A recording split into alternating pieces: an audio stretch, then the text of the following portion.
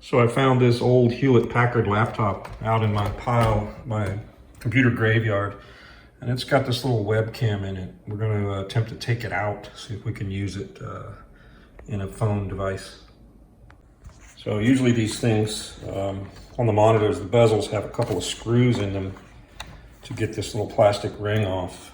In this case, it doesn't have screws. I think it's just glued and snaps, so we're just going to pull it off. You can kind of see down there is the webcam module and all its supported electronics. On the left, you can kind of see the ribbon connector that connects the cam module. We're going to try not to tear that up if we can. And this thing is just snapped into the machine. Here's the entire camera module removed from the computer. It has a little female connector there. It's kind of hard to see here. Let's see if I can remove it from the PC as well and use it. So I got the connector cable loose, stripped it out. Found there's 5 wires in it, a red, a green, a black there on the left, and then the twisted pair there, the light green and light orange. Those are probably the data cables. The red's probably the power. Now we just need to figure out if the black or the green is ground or both. So we've got the ribbon connector connected to the camera module. We've got all of our wires out here. The red we can probably safely assume is the power connector. We're not real sure which one is ground based off of the green and black. So we're going to do a continuity check.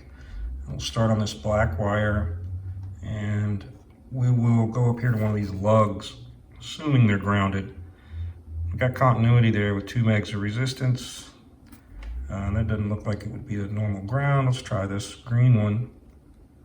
And continuity with no resistance. So I think the green is the ground. Not real sure what the black is just yet. So we're going to take this standard USB 2 cable, cut the end off of it, and see if we can attach it to this ribbon wire. This stuff is really small, like, I don't know, like 32 gauge wrapping wire or something. So it's very difficult to solder. So you can see we get a black, red, green, and a white wire on this USB once we split it out, and then the shielding, which we probably will ground.